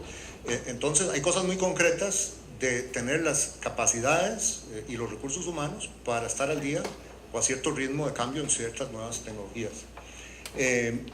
Aquí el mensaje clave es que este cambio acelerado en el perfil de habilidades de la cuarta revolución industrial reta a los sistemas de educación formal y de formación profesional y hace necesario que los países pongan el foco en todo este tema del talento humano. Realmente, ¿verdad? Aquí, creo que hay es Robert Reich, que en este libro que era, ¿no?, parafraseando a Adam Smith, la riqueza de las naciones es su fuerza de trabajo, ¿no? Es realmente, y cómo se organiza y la inversión en el recurso humano. Un gran tema. Sigamos. Aquí viene esta conversación sobre las habilidades siglo XXI. Esta es hay varias clasificaciones, pero esto es un tema que se ha puesto bien buena hora, muy de moda. ¿Cuáles son las habilidades siglo XXI? Esta es la clasificación del Foro Económico Mundial con el Boston Consulting Group, que agrupa 16 competencias en 3 categorías. Entonces, por un lado están los conocimientos fundamentales, ciencias, matemáticas, lectura, algunos conocimientos del alfabetismo digital, digamos, financieros y culturales y cívicos, ¿ah? Es muy bueno que ahora ya en lo que es ciencia, matemáticas y lectura están los test de PISA de la OCDE, ¿ah?, que yo creo que para Leonardo fueron útiles cuando fue ministro de Educación, ¿ah? Y bueno, porque es algo que antes no se medía. Ahora hay mediciones comparativas internacionalmente del desempeño de los estudiantes en por lo menos esas 3 grandes categorías de conocimientos básicos. Pero luego hay una segunda categoría de competencias muy importantes: el pensamiento crítico, la creatividad, la capacidad de comunicación, de colaboración, de teamwork, digamos, ¿ah? Y luego están las cualidades de carácter, competencias socioemocionales, persistencia, adaptabilidad, curiosidad, iniciativa, liderazgo, conciencia social y cultural. Entonces, bueno, obviamente aquella foto es de un operador del futuro, que ya está comenzando temprano, ¿no? Pero realmente aquí esto no hay test para medir esto tan fácilmente. Pero lo que sí es cierto es que hay encuestas de Manpower y de ADECO y de algunas de estas empresas, es muy claro que los empleadores muchas veces no se preocupan tanto por los conocimientos fundamentales, que se supone que ya están ahí, sino, y lo que discrimina entre contratar o no contratar, reclutar o no reclutar, es algún test o alguna percepción de las competencias socioemocionales y estas otras competencias, ¿no? Y eso es lo que más cuesta. Y hay toda una discusión sobre, bueno, cómo se enseñan. ¿Se pueden enseñar en la educación formal? ¿Se pueden enseñar en la formación vocacional? ¿O es algo que viene de la infancia temprana? ¿O se forma en la familia? ¿O hay que entrar en fin, el deporte es muy importante, los juegos competitivos? O sea, hay una cantidad de cosas, ¿no? Pero esto es importante y es parte de, bueno, el operador del futuro debe tener la capacidad de lidiar con máquinas inteligentes, capacidad de adaptación, observación, medición y decisión, habilidad de aprender a aprender y a adaptarse. Los mejores trabajos demandan ese tipo de competencias. Está bien, digamos, ya necesitamos correr un poquito. Este es el cuarto y último gran tema dentro del factor tecnología. ¿Por qué? Bueno, porque es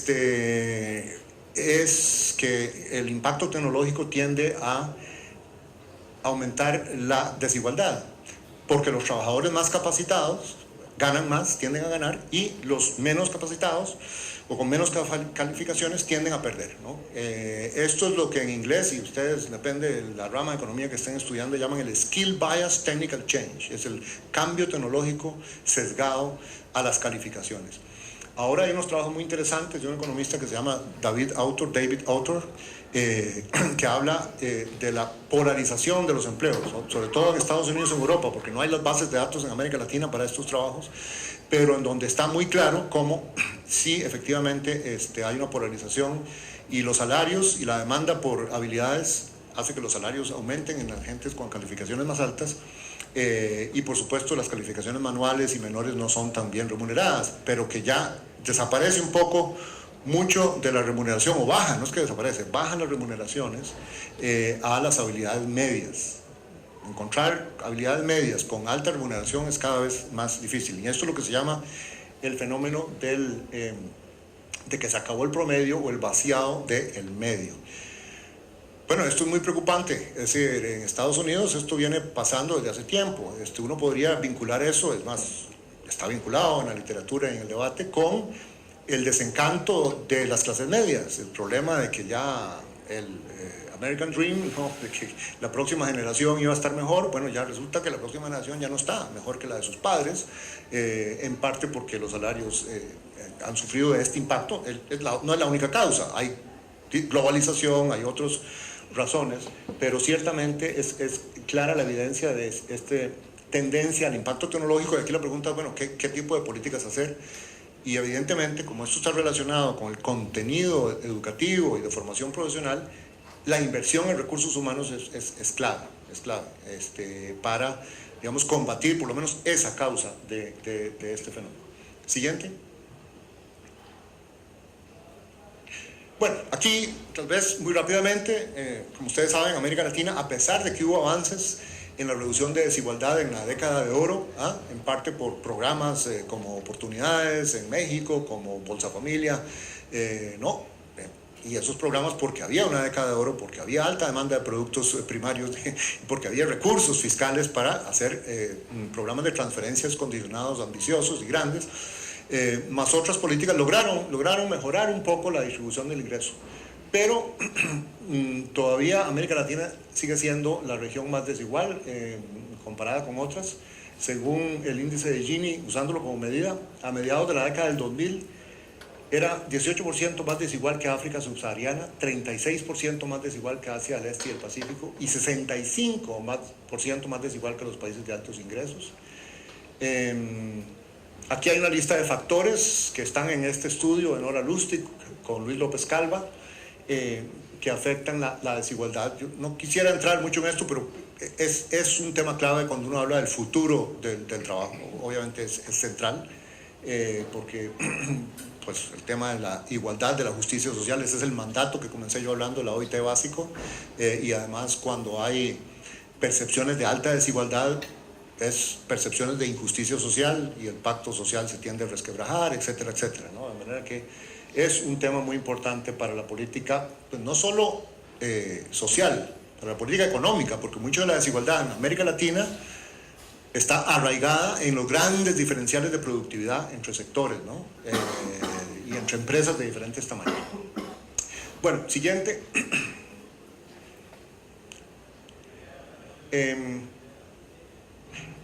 Aquí estaban los test, un poco la información sobre la calidad y la pertinencia de la educación, que es clave, de nuevo, para el tema del empleo y para el tema de la desigualdad. Y por eso quería compartir estos datos, que son bastante bien conocidos, pero la cobertura de la educación, Leonardo conoce esto muy bien, la inversión pública, según un estudio de la OCDE, es 5% del PIB en América Latina y el Caribe y 5.6% en la OCDE. Ahí, en términos de cobertura, no es tan grande la diferencia, pero si vemos cómo es la matrícula, casi universal en primaria, muy baja en preescolar. Ahí está la comparación, América Latina 66%, 83% los países de la OCDE. Secundaria, una brecha importante, y muy baja, la brecha es muy grande en terciaria. Y hay un tema de pertinencia, que es el tercer gran tema aquí, que también ha sido muy bien señalado, en donde hay muchos graduados en economía, en ciencias sociales y otras, administración, gerencia, y relativamente pocos comparados con OCDE y con otros países, ciertamente con los países asiáticos, en lo que se llama las calificaciones o las carreras de STEM, que son, ¿no?, ciencias y matemáticas y ciencias básicas, ingenierías. Entonces ahí está la pertinencia.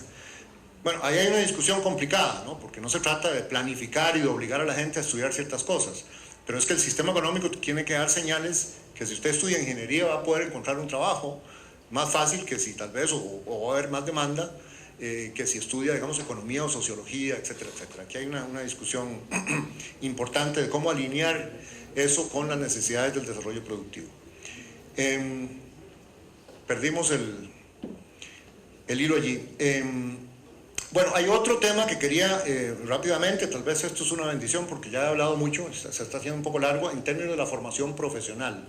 No es solo la educación, sino el tema de formación profesional.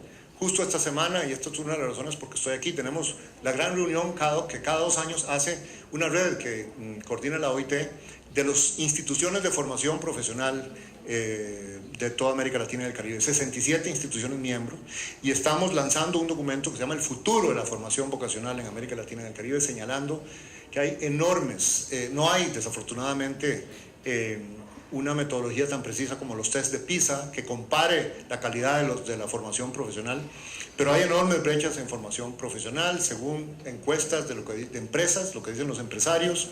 los datos sobre la cantidad de gente entrenada, sobre las dificultades de llenar plazas, sobre la desconexión entre muchas de las instituciones de formación profesional y las empresas o el mundo del trabajo, etcétera, etcétera. Hay muy pocos esquemas de formación dual o aprendizajes de calidad, los apprenticeships que se llaman, que son una modalidad que ha sido sumamente exitosa. Algunos dicen que inventada en Alemania, ciertamente, o Austria, Alemania, Suiza, tienen porcentajes de aprendices que básicamente es una mezcla, se llama dual, porque es aprender en parte en el aula, en el centro de formación vocacional, pero sobre todo en la empresa. Y ahora que tenemos todos estos cambios tecnológicos tan acelerados, o sea, el esquema de pensar que un instituto de formación profesional va a comprar las máquinas, para entrenar en esas máquinas, para que después vayan a las fábricas, no, la desconexión cada vez es más grande. O sea, lo que es importante es usar los fondos de los institutos de formación profesional para financiar las pasantías y las prácticas en las empresas, porque es en las empresas donde en principio debería estar la tecnología que compite, la tecnología de punta, y el cambio, por todo lo que hemos conversado, en los equipos es sumamente acelerado. No, bueno, yo creo que esto no nos va a funcionar más por allí. Ahora, y tal vez lo que voy a hacer es más bien hablarlo rápidamente y no mostrarles, porque si no ya es muy largo. El tercer gran factor de cambio en el mundo del trabajo, hablamos de las políticas de desarrollo productivo. Y ahí sí que ya cambiamos de esta conversación de cambio tecnológico y todo, que mucho es una conversación de país desarrollado, a la conversación muy nuestra de América Latina, ¿no? De una América Latina que tiene casi un 50% del empleo es informal, no es empleo formal. En Perú, que es donde estoy yo viviendo ahora, 70% del empleo es informal, 70%, es altísimo, es uno de los más altos de América Latina. Pero en México es 60, 55%. Entonces, claro, aquí cuando hablamos del futuro del trabajo, ustedes dirán, bueno, y ese presente del trabajo que nos choca así en la cara, ¿no? Donde están los niveles de pobreza, los niveles de informalidad, los niveles de trabajo precario, los niveles, por definición, trabajo informal, no hay cobertura de seguridad social, la persona no está acumulando para la pensión, no hay cobertura de derechos laborales, en fin, es realmente un fenómeno de un gran déficit y un gran problema para la gente que está en esa situación. Pero entonces, ¿qué es lo que realmente puede ayudar a producir mayores empleos de calidad formales, empleo y trabajo decente, como le llamamos en la OIT? Bueno, ahí hay grandes discusiones, pero yo personalmente, por lo menos, y por eso definimos como la primera prioridad de trabajo de la OIT en América Latina cuando entré hace un par de años, soy un creyente en políticas de desarrollo productivo. Inteligente, no es cualquiera, hay unas que no, bien hechas. Pero ¿qué es políticas de desarrollo productivo? Bueno, son las lecciones de algunos países asiáticos en donde es claro que no es algo que se le puede dejar solo al sector privado o se le puede dejar solo al llamado mercado. Y en eso yo creo que el rigor del entrenamiento económico distorsiona a veces la mente, si lo puedo decir así. Porque realmente si uno ve los casos de éxito, son esquemas de colaboración público-privada, son esquemas donde se alinean los incentivos de políticas bien diseñadas con los deseos, bueno, de un sector privado de salir adelante, de resolver los cuellos de botella y de realmente tener todas las sinergias que se necesita para acelerar los procesos de aprendizaje, para aumentar la productividad. Es una lástima que no tengamos un poco no sé si borrar de la misma presentación todas las láminas hasta la mitad y poder dejar ¿no? las que faltaban, tal vez así, no importa, después yo tengo la presentación completa aquí. Porque hay unos gráficos muy claros aquí del gran problema y las grandes brechas de productividad que tiene América Latina. Realmente el BID llama a las brechas de productividad de América Latina con los países líderes como Estados Unidos la gran tragedia de América Latina, y el ACEPAL lo llama el talón de Aquiles de América Latina. Tenemos productividades promedio que son 50%, algunos países 30% de la productividad de Estados Unidos. Y la más mala noticia no es que esa sea la brecha, sino que la brecha se está ensanchando, no se está angostando, ¿no? Solo Chile, dependiendo del estudio que se vea, está convergiendo un poco hacia la productividad de Estados Unidos. Entonces, claro, mientras no tengamos una productividad más alta, Y entonces ahí entramos en, bueno, ¿qué determina la productividad? Y la podemos ver a varios niveles, a nivel de las empresas individuales, a nivel de los sectores, a nivel de territorios y a nivel de lo que sería, digamos, el cambio estructural. La movilidad de personas de sectores de baja productividad a sectores de más alta productividad. Eso es una visión dinámica en donde requieren inversiones, atracción de inversiones o simplemente promoción de inversiones y actividades nuevas. Entonces, el punto aquí y el mensaje, más allá de los detalles, es que cuando hablamos del futuro del trabajo, para resumirlo, es no va a haber un futuro del trabajo mejor si no hay un mejor futuro de la producción. Son dos caras de la misma medalla. Agotar el tema, la discusión del trabajo, en la discusión de los mercados laborales, de las regulaciones laborales y demás, es muy importante, y ahí hay grandes temas, pero realmente los temas de América Latina son estructurales, de pobreza, de informalidad, son estructurales en el sentido de que se requiere estas políticas de desarrollo productivo de nueva generación, si se quiere, vía clústeres, todo el tema de la innovación, todo el tema de la inversión en recursos humanos, y eso es la única forma en que realmente no sigamos con este ciclo, que lo acabamos de repetir, de alta dependencia en pocas materias primas, y de que entonces la economía internacional, sobre todo en América del Sur, Centroamérica hay como dos velocidades, Centroamérica no y México están un poco más integradas, tienen algunas cadenas de valor más industriales, pero francamente América del Sur fue totalmente dependiente de la demanda china, de la demanda asiática, y ahora que los precios del cobre, del petróleo y de otros metales y otros están bajos y van a durar bajos, según José Antonio Ocampo, estos son como ciclos de 20 años, 15 años, o sea, no hay expectativa de que en ninguno de estos años próximos vaya a haber un aumento en los precios de los productos primarios. Entonces eso recuerda o deja al desnudo de que no se hizo la tarea, no se aprovechó los años de bonanza en América Latina para hacer la tarea del desarrollo productivo. Y es una tarea pendiente y simplemente ahí está y es importantísimo para el futuro del trabajo. El cuarto grupo de factores es el tema de los modelos empresariales y las formas de contratación.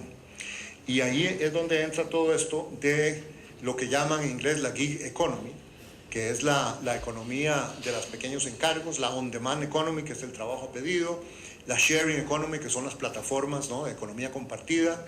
Volvemos un poco al tema tecnológico, pero entrándole desde el punto de vista de los modelos de negocios y los modelos de contratación. Y yo busqué porque me extrañó mucho cuando vi por primera vez la palabra gig economy. Y gig, la traducción es en el argot del jazz, un compromiso musical, en el que se contratan músicos para actuaciones momentáneas. Es un gig. Bueno, yo no soy música, no tenía la menor idea, ¿no?, de cómo es el tema del gig. Son ambientes en los que las posiciones temporales son comunes, las posiciones en términos de los trabajos temporales, y los organizadores, las organizaciones contratan con trabajadores independientes para proveer servicios. Entonces, el porcentaje de trabajadores en arreglos de empleo alternativos, como temporales, por contrato y economía compartida, son ahora 16% de la fuerza de trabajo en Estados Unidos. 10 puntos más que hace 10 años.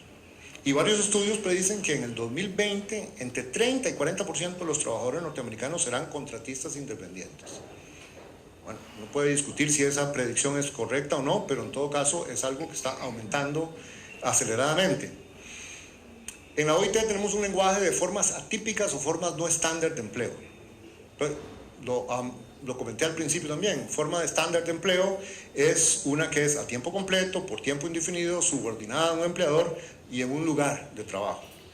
Las formas no estándar son el empleo temporal, que es por un periodo de tiempo acotado, el empleo temporal a través de agencia, que es una agencia de empleo que lo contrata, es una relación triangular, y el trabajo a tiempo parcial, que es a tiempo indefinido, pero con una jornada parcial. Y luego están estas otras formas, que son el trabajo por encargo, a pedido, la tercerización y el trabajo autónomo. Entonces, la pregunta aquí es cómo se regulan. Esto es lo que produce estas preguntas existenciales para la OIT y para el mundo del trabajo, no solo para la OIT. Bueno, es decir, bueno, ¿y ante esto qué? Lo dejamos ahí, no lo tocamos, pero bueno, el problema es que, y aquí, digamos, les cuento un ejemplo, hubo un conductor de Uber que se llama Omar en Los Ángeles, que fue atacado por un pasajero y tuvo que ir al hospital. Y Omar le pidió a Uber que pague las facturas médicas. Pero en esa nueva economía, por lo menos en Uber, los trabajadores no tienen las protecciones clásicas que son asociadas con la relación laboral clásica. Horas de trabajo, seguro de desempleo, salario mínimo, seguro de salud y pensión. No tiene eso, no tiene seguro de salud.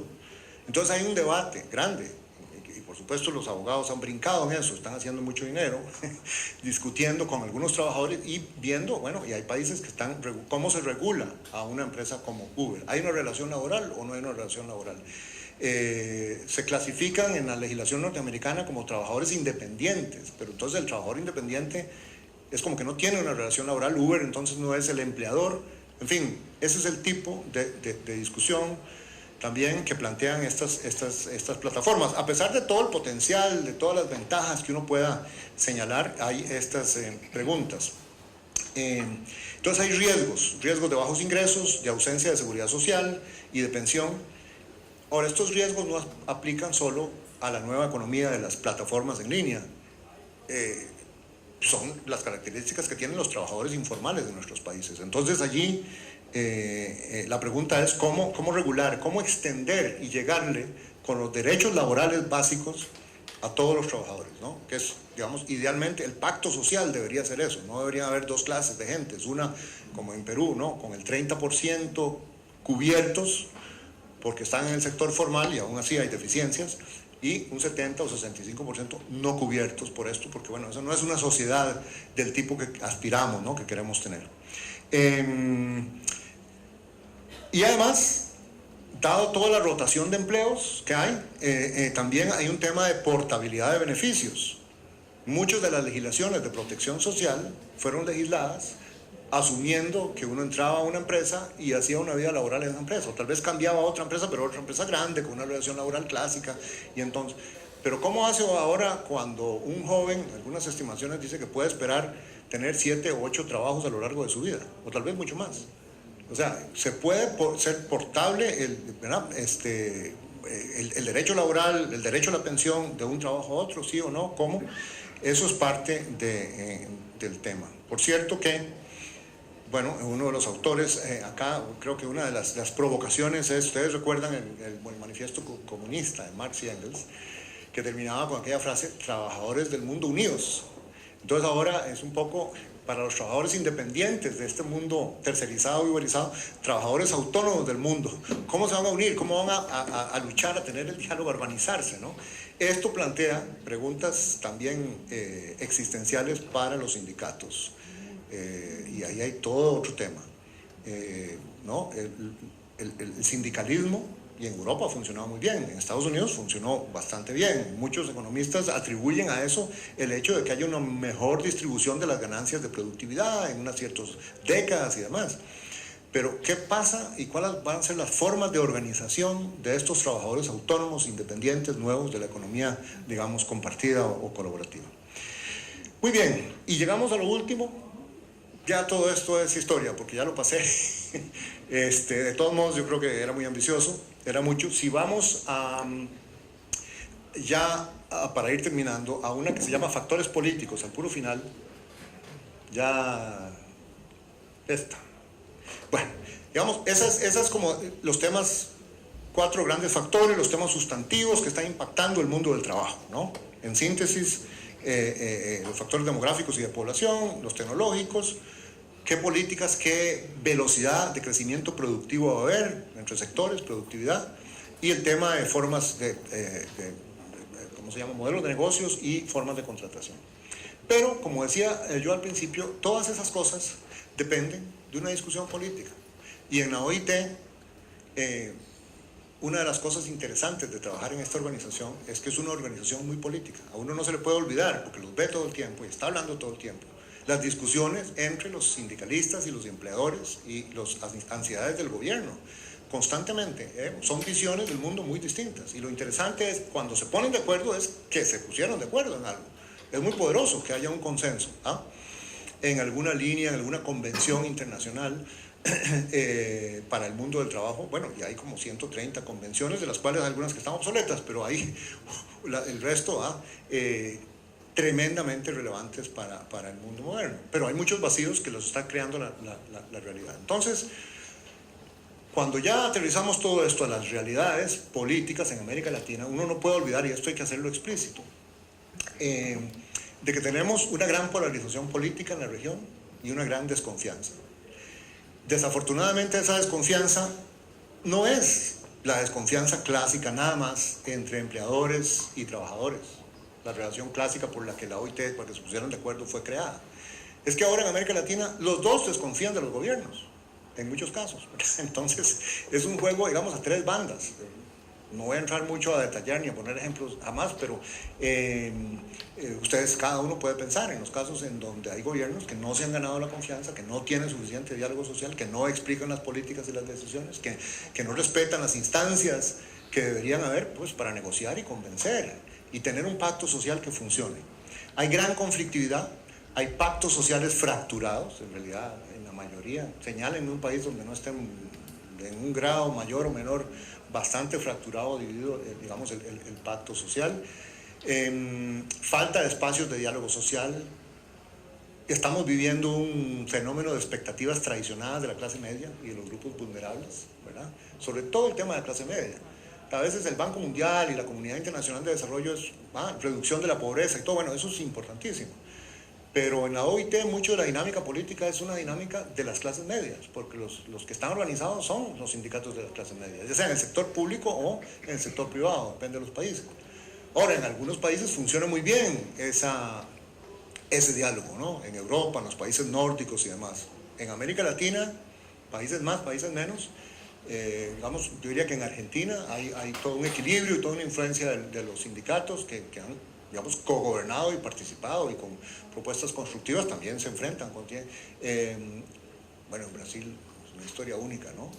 Hubo un gobierno del Partido de los Trabajadores, que eran los sindicatos, básicamente, bueno, por 12 años, y liderado por el señor Lula, y vean ahora cómo está el país, ¿no? Entonces, pactos sociales fracturados es lo que llaman en inglés un understatement, ¿no? Pero entonces, la clase media, el hecho es que así como hablé un poco de estos impactos en Estados Unidos y hay un tema de clases medias, y algunos dicen, fueron esas clases medias, digamos, que se desencantaron con el American Way of Life, que vivieron, que no podían seguir de alguna manera los que han apoyado al presidente Trump, etc. Bueno, eso es un debate. Pero el hecho es que en América Latina también tenemos un problema enorme de la clase media. Hubo expectativas hacia la mejora muy grandes en la época de oro y hasta hace poco, bueno, pero tenemos 6 años de desaceleración. Había un gráfico antes que me hubiera gustado mostrarles del fondo, el gráfico de los abriles. Cada mes de abril el Fondo Monetario hace una revisión de las predicciones de crecimiento de América Latina y en las últimas, no 6, 8 abriles, 8 años, la predicción es para abajo, las rayas para abajo, para abajo, para abajo, incluso el último abril. Ahora hay un poquito de repunte, pero digamos, básicamente estamos en lo que Christine Lagarde llama el nuevo mediocre, ¿no? Porque es bien mediocre el crecimiento de América Latina. Bajas capacidades de las instituciones de la política pública, otro gran problema, es decir, como economistas y como académicos se pueden escribir políticas que en el papel muy bien y demás, pero ¿dónde está la capacidad de ejecución de las entidades públicas? Depende, varía mucho, algunos ministerios, algunas entidades son más eficaces, pero no es un solo, o sea, aquí se requieren competencias técnicas, operativas y políticas, son 3 cosas, ¿verdad? Es decir, puede uno tener una buena tecnocracia, pero si no tiene juego político, no va a poder, ¿no? Y luego la parte puramente operativa de implementar cosas.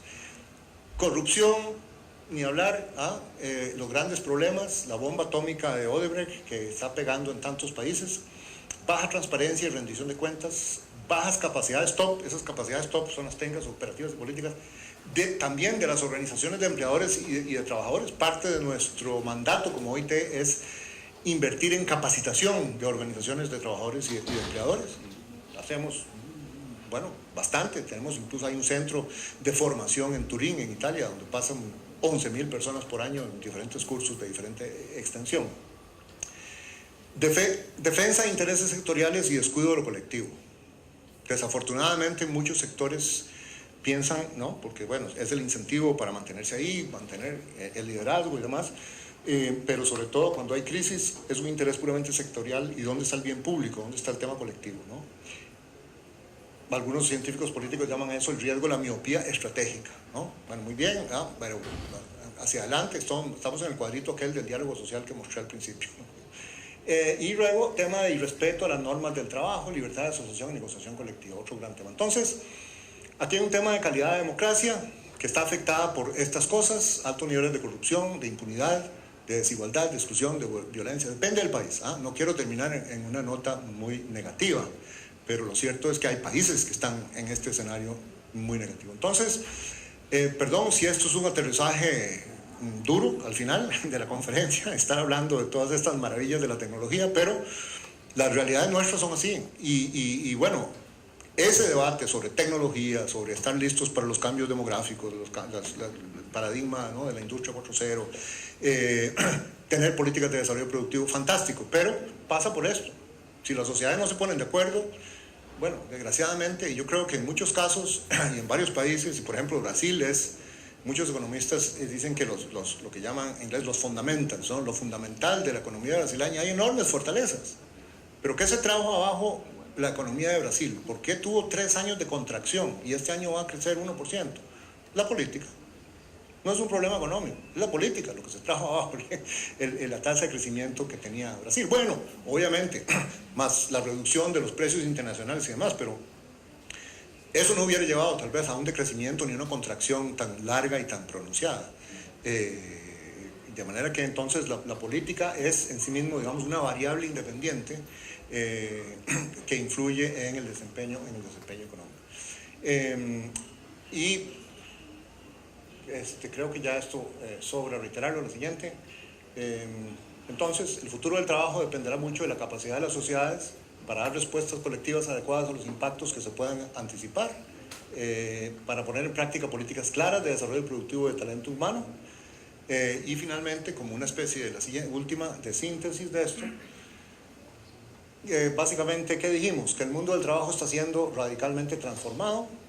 Revisamos estos 5 factores de cambio, con algunas, digamos, tesis y algunos análisis en cada uno de ellos, y concluimos con este tema de las instituciones políticas y de diálogo social, en donde la idea es que el futuro no es algo que simplemente se nos viene encima y no hay nada que hacer, sino que es creado por las acciones colectivas, ¿no? Y la vinculación de esto con los pactos sociales, etc. De manera que yo te dije si me iba a hacer largo, Leonardo, muchísimas gracias, disculpen si está, pero espero que haya tiempo para algunas preguntas y podamos interactuar un poquito. Muchas gracias.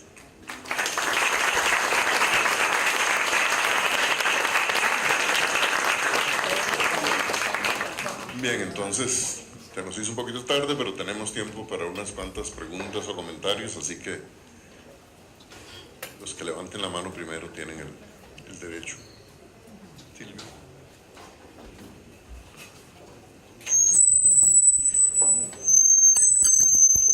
Que me ponga.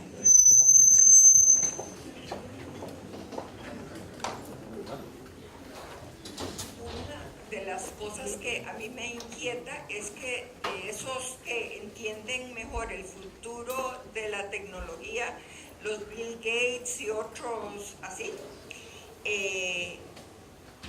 le tienen bastante miedo al tema de la inteligencia artificial, las consecuencias potenciales de la inteligencia artificial y de el desplazamiento de toda clase de gente. O sea, que plantea de alguna manera la posibilidad de que la gente se vuelva redundante como, digamos, factor de la producción, para ponerlo de alguna manera.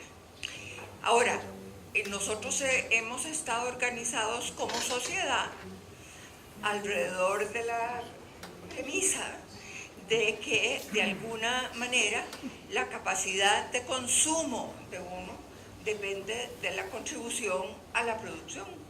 Si ya por razones cualquiera, que uno no tiene personalmente la capacidad para contribuir, o que el sistema ha llegado a hacerte redundante, y si ya entonces ese no va a ser el principio para la distribución de lo que se produce colectivamente, me parece que eso plantea toda una temática fundamental de cuáles son las bases o las premisas para distribuir la capacidad del consumo o el derecho al consumo. Y me parece que instituciones como la OIT deberían estar pensando, digamos, seriamente en eso, porque eso sí que es un cambio de paradigma.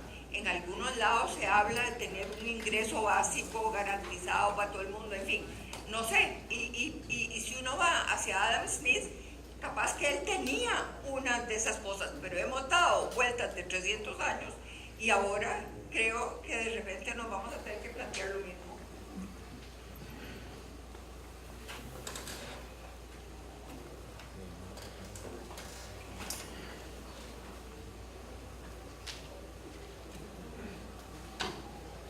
Buenas noches, lo mío es una pregunta.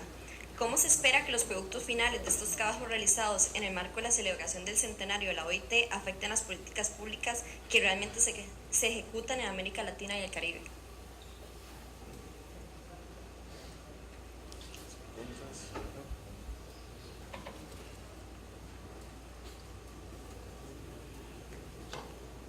Bueno, entonces con esas dos preguntas le pasamos a José Manuel.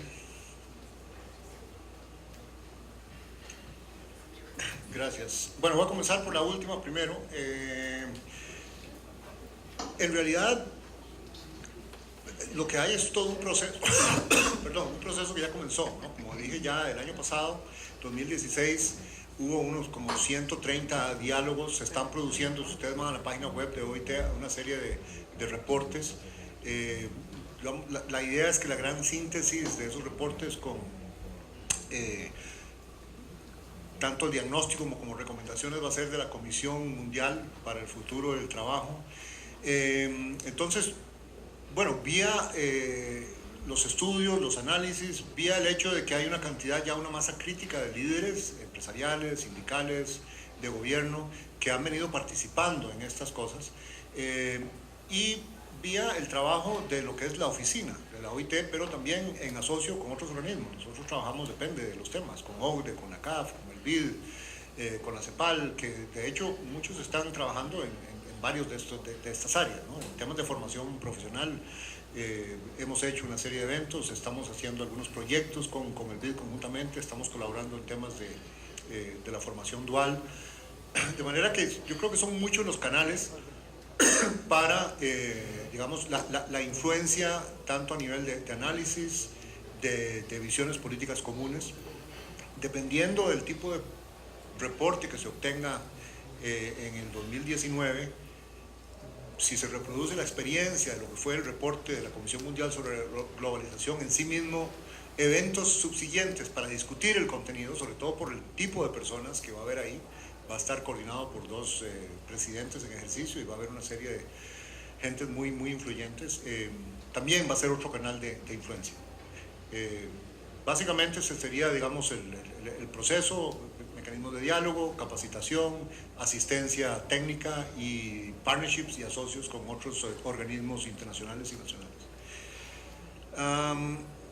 Sí, Silvia, bueno, hay mucha literatura ahora sobre todo el tema de la inteligencia artificial, ¿no? Porque se está llegando ya, y es claro, y también el de la biotecnología y los genomas, de que se está llegando a un punto en que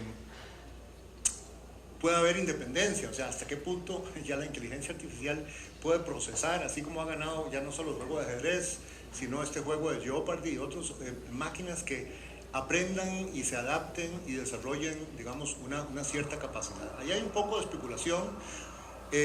Lo que sí es muy claro, y hay un futurólogo de apellido Leonhardt, que es muy bueno, yo lo recomiendo, hay conferencias de él en YouTube y hay libros muy interesantes, y lo que él argumenta es que en general la tecnología y los desarrollos tecnológicos no tenemos control, hay muchas cosas que van a seguir haciéndose en el desarrollo, pero sí en la aplicación, y que la tecnología es neutra hasta que se aplica de alguna manera. Es la aplicación lo que tiene, digamos, una consecuencia ética, y esa consecuencia ética puede ser positiva o puede ser negativa, y entonces allí es donde, bueno, La sociedad en la discusión y con los valores es la que va a tener que decir qué aplicaciones de la tecnología son éticamente aceptables o no.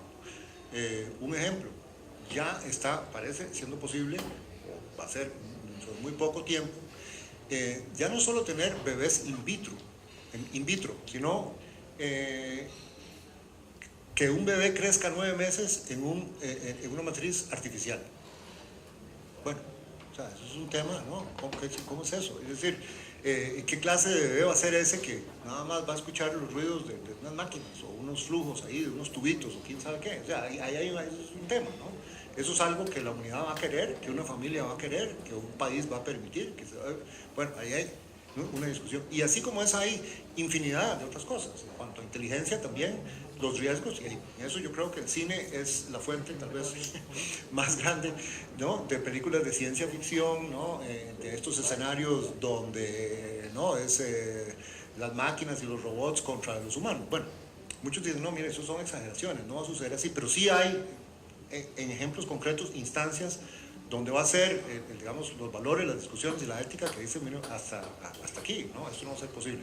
Eso es una dimensión, pero lo otro que te referías es todo el tema de que se está dando una desconexión entre el trabajo, la contribución a la producción y el hecho de que la persona vive y es parte de una sociedad y su derecho a recibir un ingreso y a consumir. Efectivamente, es decir, eso es un poco parte de los escenarios de Keynes con el desempleo tecnológico. Ahí va a haber una discusión efectiva, sobre todo en sociedades desarrolladas o que lleguen a ese nivel, en donde ya sea posible satisfacer, ya no solo las necesidades básicas, las necesidades de una clase media completa, de una clase media alta, todo lo que es el consumo, además que todo esto ya va a ser posible tener el consumo básico y todo eso producirlo con una jornada de 3 días laborables, por ejemplo.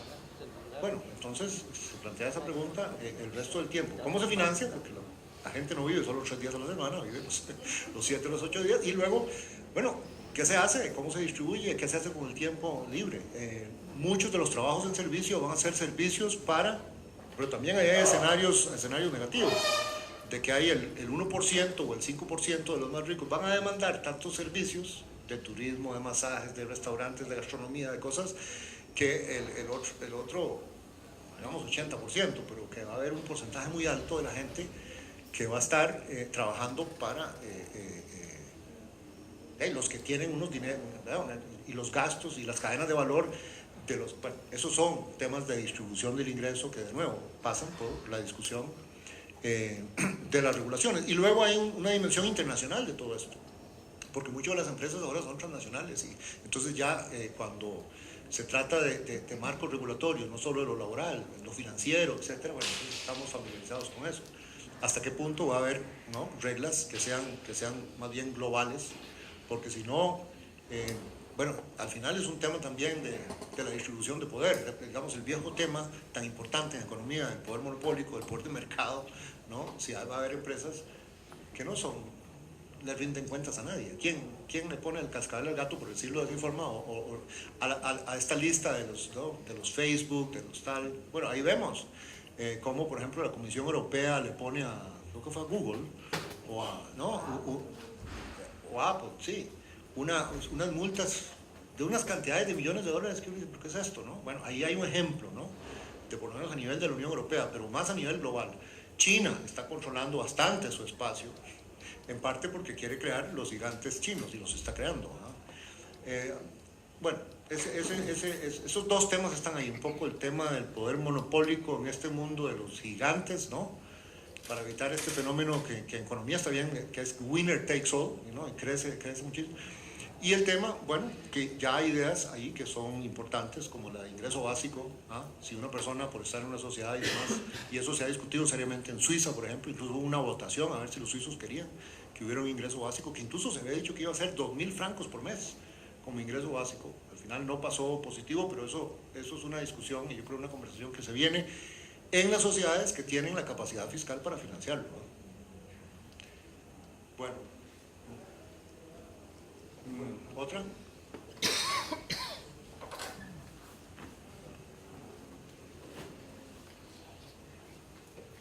Bueno, primero agradecerle por la presentación y segundo quería preguntarle si fuera posible, me encantaría saber su perspectiva en el caso de Uber en Costa Rica, ya que a pesar de que, bueno, pienso que el país no le puede dar la espalda al progreso tecnológico, como usted dijo, son aproximadamente 15.000 conductores que están laborando para Uber en este momento y son un trabajo informal que está creciendo en el país. Gracias.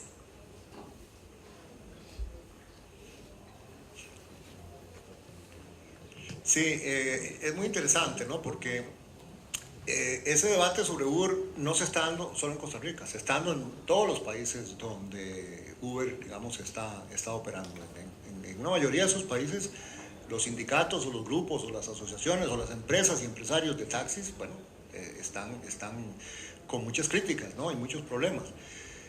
Mire, yo creo que no hay como una solución perfecta o final. Vamos, en la OIT yo no le podría hablar de que la OIT tiene una posición oficial sobre eso, porque no, de alguna manera es también un poco prematuro, ¿no? Aquí Uber ha venido cambiando un poco el modelo también, ¿no? Y ajustándose a algunos de los temas.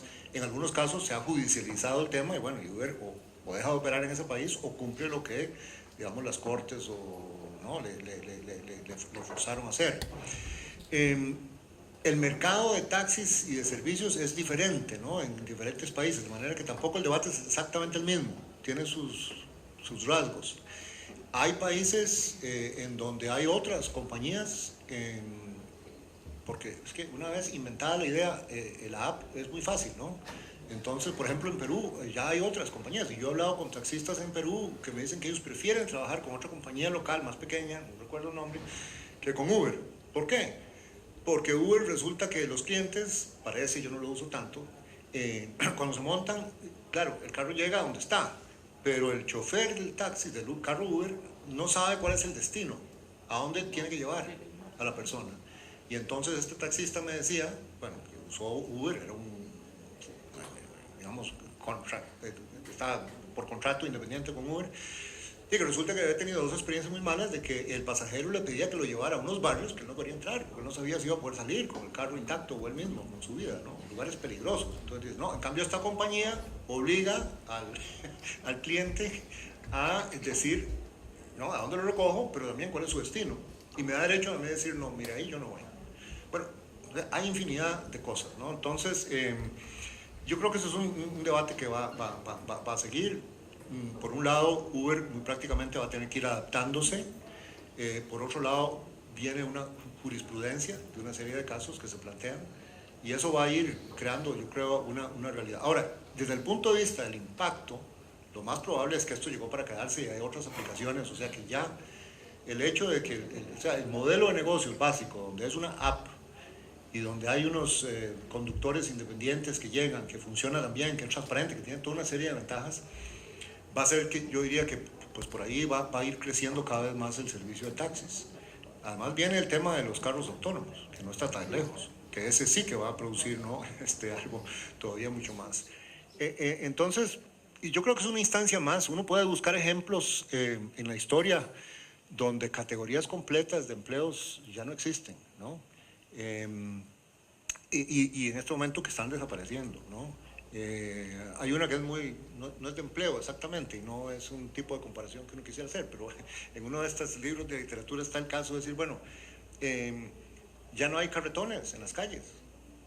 Los carretones tenían también conductores que condujeran, entonces el caballo y el conductor se quedó sin trabajo. ¿Por qué? Por el automóvil, básicamente, ¿verdad? Pero había una época en que Europa estaba lleno, incluso uno se acuerda, ustedes no, pero algunos otros sí, de los carretones, ¿no? En San José. Entonces, bueno, ahí hubo desempleo de los caballos y desempleo, en fin, y algunos casos muy masivos, ¿verdad? Así que, bueno, ese es el proceso, o sea, ese es un ejemplo concreto de una ocupación. Mencioné el caso de los choferes, que McKinsey estima 3.5 millones de choferes que van a estar redundantes para el año 2025 en Estados Unidos. Vamos a ver si se cumple, pero son números grandes, ¿no?